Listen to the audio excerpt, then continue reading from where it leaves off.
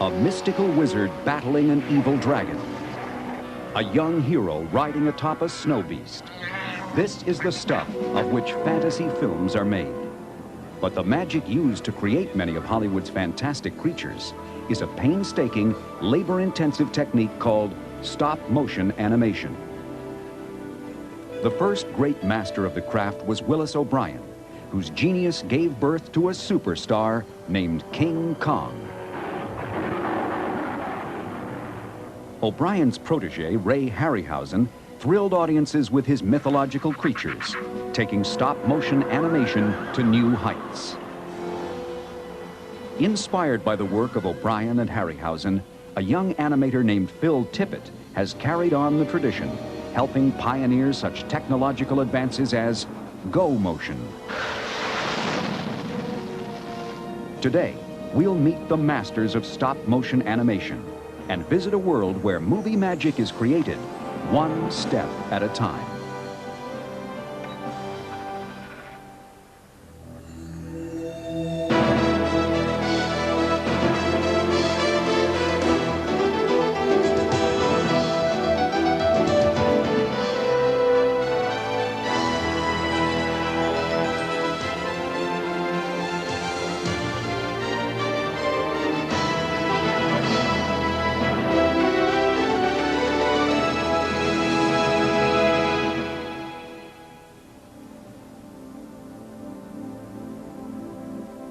You can't have any distractions, any noise. You can't be talking to anybody. You have to really concentrate on all the various joints. And if you were shooting a 150 frame shot, which is about 6 seconds long, that could take sometimes 6, 7, 8, 10, 12 hours, depending upon how complicated the scene was. Stop-motion animator Phil Tippett has brought some of Hollywood's most unusual characters to life for movies like Coneheads, the RoboCop films, and Return of the Jedi, for which he received an Academy Award. Stop-motion animation is the technique of photographing miniature puppets in a series of still frames. When projected at the standard film speed of 24 frames per second, persistence of vision takes over, and the puppet appears to take on a life of its own. For the animator, it is an intensive process. The puppet's body and limbs are moved in very small increments, and then a single frame of film is exposed to record the image. With absolute concentration, to ensure that all the joints are moving in the desired direction with the desired momentum, the animator repeats the process for each frame. I found that after finishing a shot, you're so focused on this particular thing, you step out, you finish your shot, and download the camera, and come on, you got to drive home. You got to wake up now. Stop-motion animation actually dates back to the earliest days of film. In 1909, director J. Stuart Blackton animated matches, cigarettes, and other smoking paraphernalia in the short comedy Princess Nicotine. But a young man from Oakland, California, named Willis OBrien, would soon elevate stop-motion animation from a film gimmick to a mainstay of American cinema. OBrien made his first film in 1915. It took him 2 months to complete the 5-minute melodrama, The Dinosaur and the Missing Link. OBrien would later refer to this ape man as King Kong's ancestor. He was one of the pioneers of stop motion. He was the first one to really apply it to something spectacular. OBrien's first full-length feature, The Lost World, was indeed spectacular. The amazing sight of realistically moving dinosaurs astounded audiences and made it 1925's box office phenomenon. Inside each dinosaur puppet was a steel skeletal armature consisting of about 100 joints. OBrien designed the armatures himself and hired a talented young artist named Marcel Delgado to construct the movie's 50 creatures. In some of the scenes, they have a stampede where the jungle's afire and the dinosaurs are fleeing, and he's got most of them in some of those. In 1930, OBrien began to work on an RKO Pictures film entitled Creation. In a test reel, he debuted the results of a new system for integrating his miniature figures with live-action photography.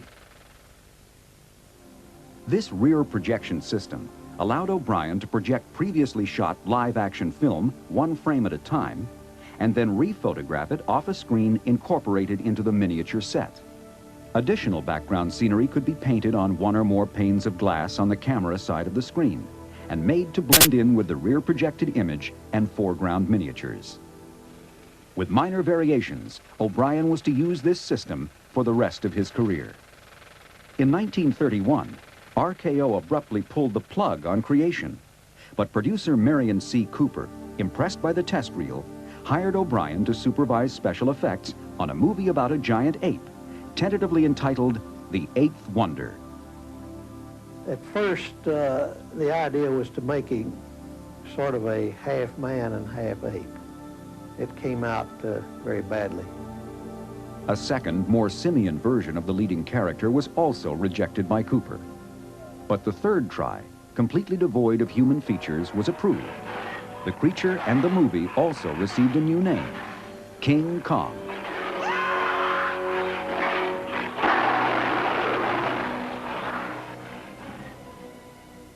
O'Brien designed Kong's 18-inch tall steel armature.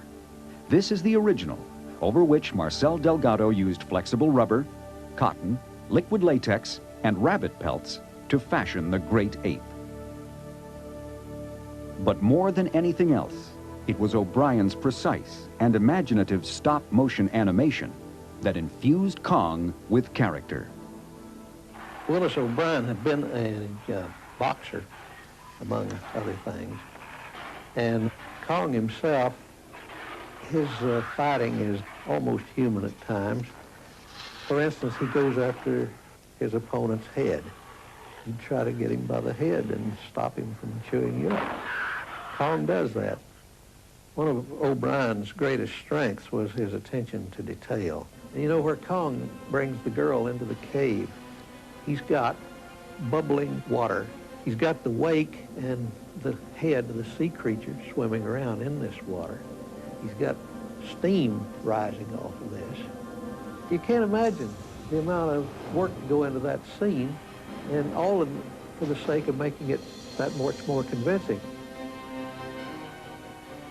It took O'Brien and a small crew over a year to animate King Kong, but his tremendous labor paid off when the movie opened in 1933, breaking box office records and inspiring a new generation of effects artists.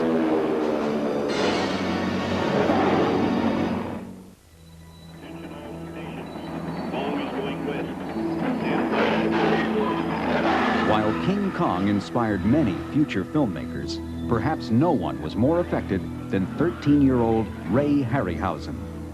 The film struck a note in me that I just couldn't get it out of my mind. I didn't know how it was done at the time. And I felt I must discover this because I knew it wasn't a man in a suit. So I found out about the glories of stop-motion animation, which was kept very secret at that time. With a 16mm camera and a puppet fashioned from his mother's fur coat, young Harryhausen set to work on his first amateur film, which he entitled The Cave Bear. He continued developing his animation skills, producing several short dinosaur films, and soon got the chance to meet his idol, Willis OBrien. Obie told him to bring his work and come up to our house sometime soon, which he did, and brought his mother and dad and his portable screen and ran a bit of the film. I just patted him on the back and praised him, and after they left, Obie looked at me sort of strangely, and he said, "You realize you're encouraging my competition, don't you?" Harryhausen's first professional job came right after high school, animating characters for George Pal's Puppetoons. Later, he produced his own series of educational short films based on Mother Goose stories. Then, in 1946, he got a call from O'Brien, who was assembling a team for a new Kong-type feature. Of course, that was a big thrill of my life, was to work with them on another gorilla picture. So I had 2.5 to 3 years with Willis OBrien working on Mighty Joe Young. Harryhausen designed Mighty Joe's armature. 16 inches tall, it was built with 150 moving parts, machined from aluminum. Compared with the Kong armature, Joe is only 2 inches shorter, but considerably lighter and more dexterous. Working under O'Brien's tutelage, Harryhausen accomplished about 85% of the stop-motion animation in the film. He spent many days at the zoo studying gorilla behavior, determined to give Joe a distinct personality. And you have to do that by putting little nuances, and a lot of that is created on the set. You can plan it in a general sense with storyboards, but all the little details you put in as one pose suggests another pose.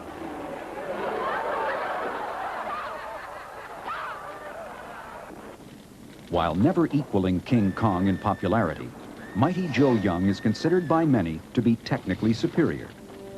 And in 1949, Willis O'Brien's work on the film was recognized with an Academy Award. For Ray Harryhausen, Mighty Joe Young was just the beginning.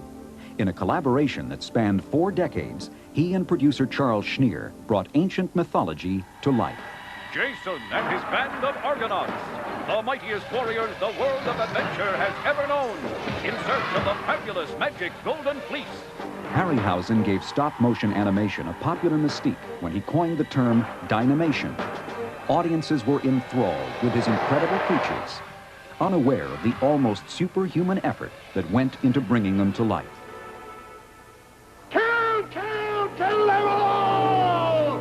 For the climax of Jason and the Argonauts, Harryhausen animated 7 sword-wielding skeletons in one of the most complex stop-motion sequences ever.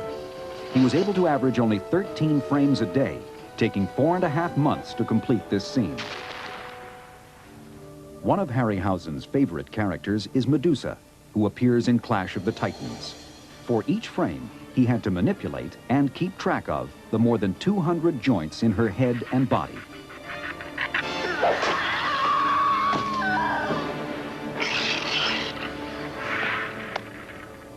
Today, Ray Harryhausen is recognized as a grand master of stop-motion animation. Since the 1940s, his artistry has packed theaters with audiences who came for one reason: to marvel at his mythological movie magic. I'm particularly pleased when some people who are not in the business come up and say that you made my childhood. One man even said, my grandfather took me to see your picture. So it made me feel like 102, but it's a thrill to think we made more than just an entertaining film. It affected people's lives, and I think that's what films do.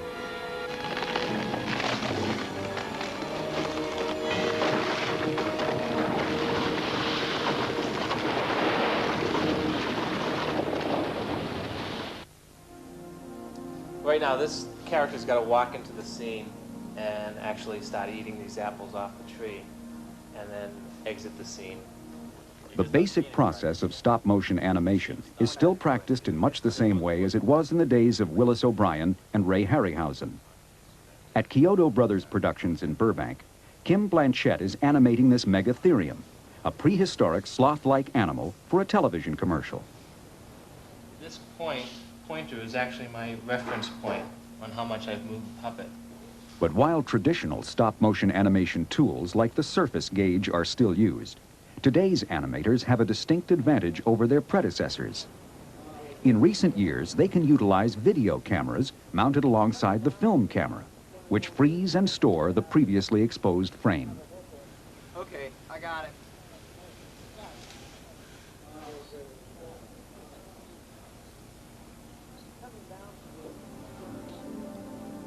After 410 exposed frames, the animation sequence is ready for review. While taking Kim several days to complete, this 16-second film clip is considered a first attempt. Kim and animation director Steve Kyoto will now begin to fine-tune the creature's movements. So what the director wants to do, the eating is fine, the walking out is fine, everything's fine. They just want to work on the entrance, the style of the walking. They think he walks a little too light-footed. His claws are so big that they want the feet to bend a little bit. inward, so he's walking on the inside, the outside of his feet, and then drag the feet as much as you can to make them look heavy.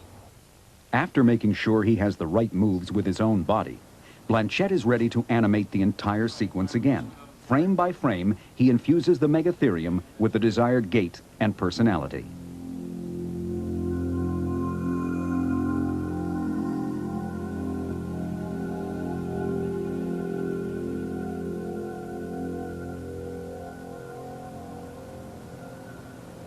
At the center of recent technological advances is a leading contemporary stop-motion animator, Phil Tippett.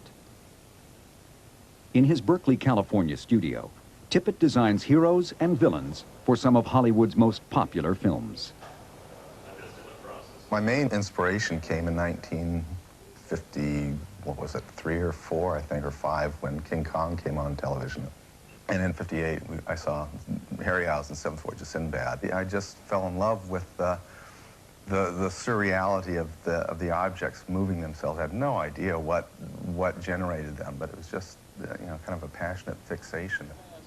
An original member of George Lucas's Industrial Light and Magic, Tippett, along with ILM colleague John Berg, was put in charge of the stop-motion animation department for The Empire Strikes Back. Their first challenge was to design and animate the giant Imperial walkers. The story called for the walkers to march across a snowy plain. The snow was simulated on the miniature set by baking soda.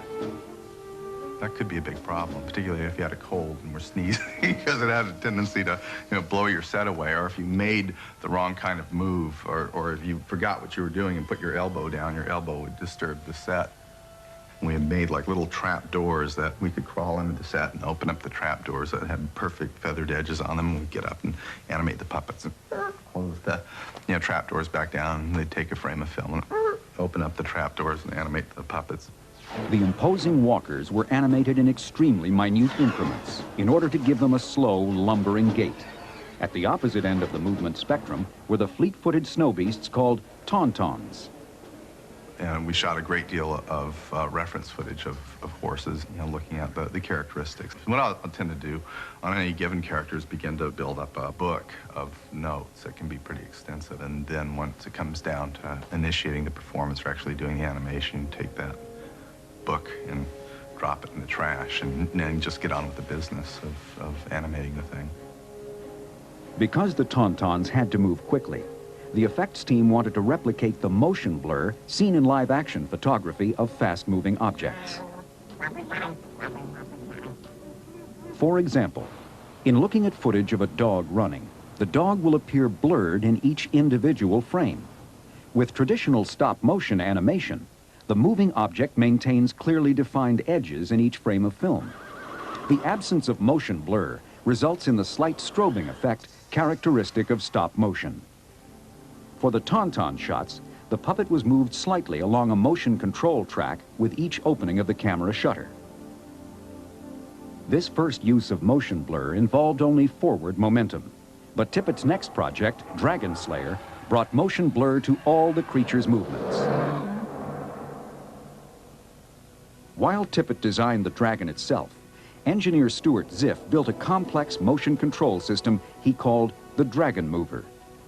Ziff's invention consisted of 6 motor-driven rods, 1 for each leg, 1 to move the body, and 1 to control the head and neck. Tippett's animation of the dragon was programmed into a computer, which controlled the system.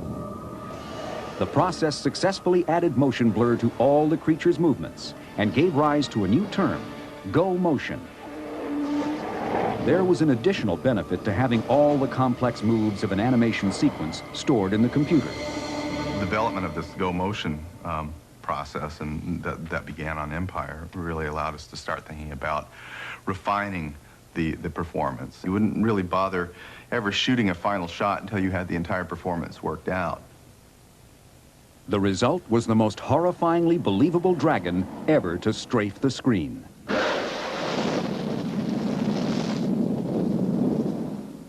In the midst of fast-moving technological advances, Tippett continues to work with the eyes and hands of a stop-motion animator. As dinosaur supervisor on Jurassic Park, he transmitted his stop-motion skills into the computer, providing the animation for many key scenes, which were then rendered as computer-generated imagery. Ultimately, no matter what tool you're using, whether it's stop motion, go motion, computer graphics, you're learning how to work with the limitations of the tools that you have. You have a mental image in your mind of what the thing should be moving like, and you're constantly moving. No, it shouldn't be like that. It should be like this. And just trying to, keep all this stuff moving towards what you see in your mind's eye. As they continue to create movie magic one step at a time, Phil Tippett and a handful of other effects artists are carrying on the legacy of the pioneers of stop-motion animation. Willis OBrien started, and I tried to follow with the concept that we're using stop-motion photography for our leading characters. Now, when you think of King Kong, a mass of metal with rabbit fur and sponge rubber on it, not a real person. His name is up there in lights with Greta Garbo, Clark Gable. He's part of Hollywood legend. Ladies and gentlemen, look at Kong, the eighth wonder of the world.